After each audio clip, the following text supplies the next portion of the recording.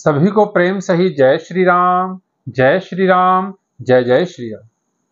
प्राचीन श्री पंचमुखी हनुमान मंदिर हल्द्री की ओर से मैं विशाल शर्मा आप सभी का स्वागत करता हूं हमारे चैनल सनातनी विशाल शर्मा।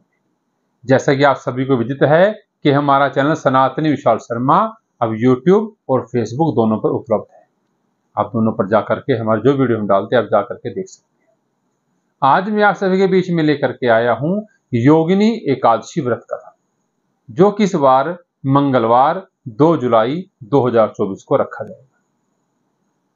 आगे कथा में आप जानेंगे इस कथा का महात्म्य क्या है, किस चीज का सागार लेना चाहिए और व्रत का पारण समय क्या है, वो सब कथा में आप जानेंगे। तो आइए प्रारंभ करते हैं योगिनी एकादशी व्रत कथा।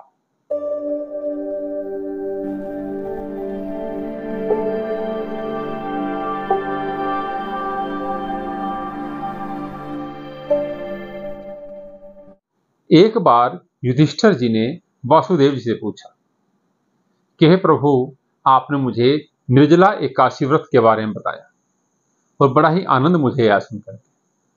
अब मैं आपसे जो आषाढ़ मास कृष्ण पक्ष में एकादशी आती है उसको किस नाम से जाना जाता है, उस व्रत की क्या विधि है, किस चीज का सागार लेना चाहिए, व्रत का पारण समय क्या है, सब कुछ मुझे विस्तार से बतलाएं। भगवान श्री कृष्ण जी ने कहा कि युधिष्ठिर, आषाढ़ कृष्ण पक्ष की जो एकादशी है उसको योगिनी एकादशी के नाम से जो है जाना जाता है। बड़ी ही प्रचलित कथा है कि प्राचीन समय में अलकापुरी नाम की नगरी में एक कुबेर नाम के राजा थे जो भगवान शिव का पूजन किया करते थे बड़ी श्रद्धा और भाव के साथ। और एक यक्ष जिसका नाम था हेममाली नाम का जो यक्ष था वो उनके लिए जो है फूल चुन करके लाता था भगवान शिव की पूजा के लिए मानसरोवर से। तो एक रोज हेममाली जो है मानसरोवर से पुष्प लेने के लिए जाता है भगवान शिव की पूजा के लिए। हेममाली जो पत्नी थी वो बहुत सुंदर थी, कमल के समान मुख वाली थी।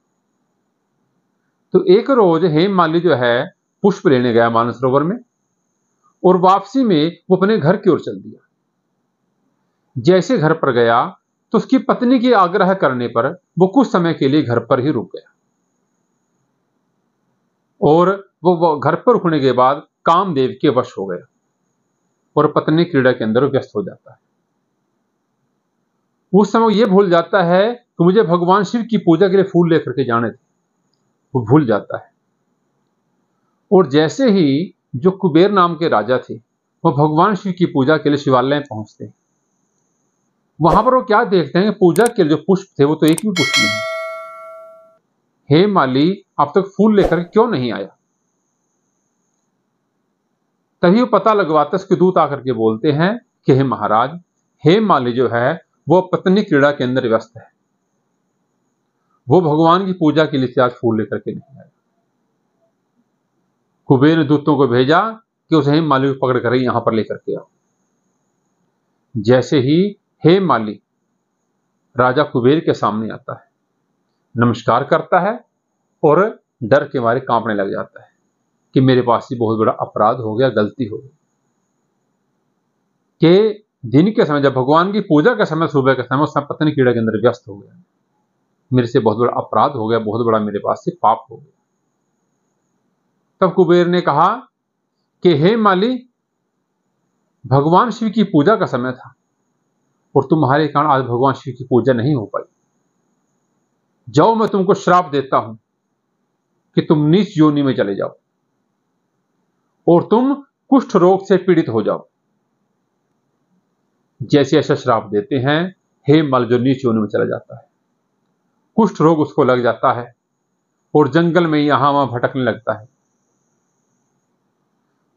लेकिन भगवान शिव की जो पहले पूजा करता था, वो भगवान शिव के लिए पहले फूल लेकर के आता था, उस पूजा के, उस पुण्य के प्रभाव से उसको अपने पिछली जो उसके जीवन था उसको सारा उसको स्मरण था, भूलना नहीं था।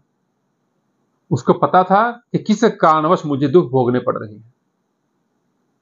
तो एक रोज वो जो हेममाली था हिमालय पर्वत पर गया और वहां पर उसने श्री मार्कंडेश्वर ऋषि जी के दर्शन किए, लेकिन अपने आप को पापी जान करके वो उनके समीप नहीं गए, दूर से उनको नमस्कार किया।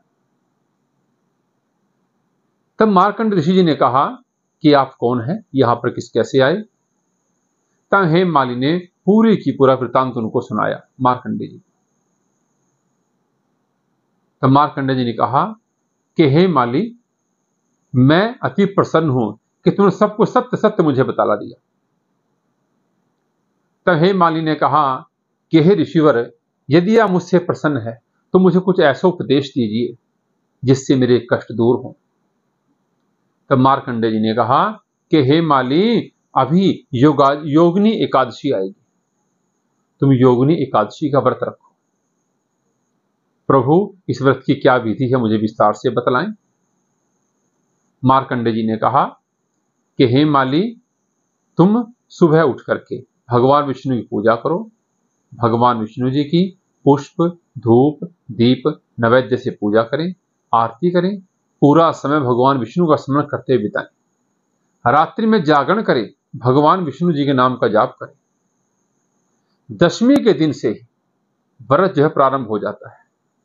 दशमी के दिन शाम के समय पत्तेदार सब्जी का सेवन ना करें, साग इत्यादि का सेवन ना करें, कांसी के बर्तन में किसी प्रकार का भोजन का सेवन ना करें, शहद का सेवन भी ना करें,